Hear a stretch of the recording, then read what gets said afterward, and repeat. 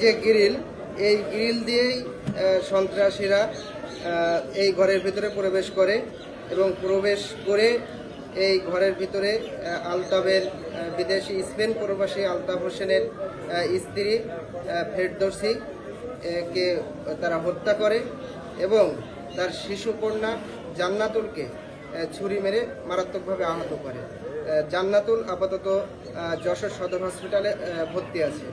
আলতাফ হোসেনের আরও একটি শিশু পুত্র আছে মাহবুব, সে নোয়ালী হাফিজিয়া মাদ্রাসায় পড়াশুনো করে, সেই জায়গায় রাত্রে ছিল, যে কারণে তার কোনো ক্ষতি হয়নি। পাশাপাশি আলতাফ হোসেনের পিতা আবুল মোড়ল, যে আবুল মোড়ল নিথর দেহ নিয়ে মানে বয়সের ভারে ভারাক্রান্ত আবুল বেডে শুয়েছিল। এ পাশে যে বৌমা খুন হয়েছে, নাতনিকে ছুরি মারা হয়েছে, ঘরের ভিতরে সন্ত্রাসী প্রবেশ করেছে, সেটা কিন্তু আবুল হোসেন জানতে পারেনি বা এখনো আবুল হোসেন জানে না।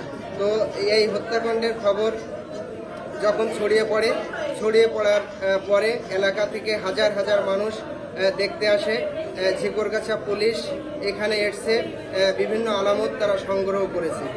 আশা করি এটা হত্যা, এই হত্যা কি কারণে হত্যা, এই তারা ডাকাতি করার উদ্দেশ্যে এসেছিল কিনা, তবে তাদের নিকটতম লোকেরা বলছে যে একদল যারা ডাকাতের উদ্দেশ্যেই বিদেশি প্রবাসী আলতাবের বাড়িতে ঢুকেছিল, কিন্তু সেই মনে হয় আলতাবের স্ত্রী তাদেরকে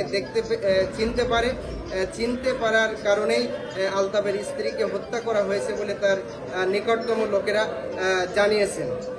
তবে এই হত্যার রহস্য আমাদের পুলিশ বা আইনের মাধ্যম দিয়ে উদ্ঘাটন হবে, সেইটাই এলাকাবাসী প্রত্যাশা করে।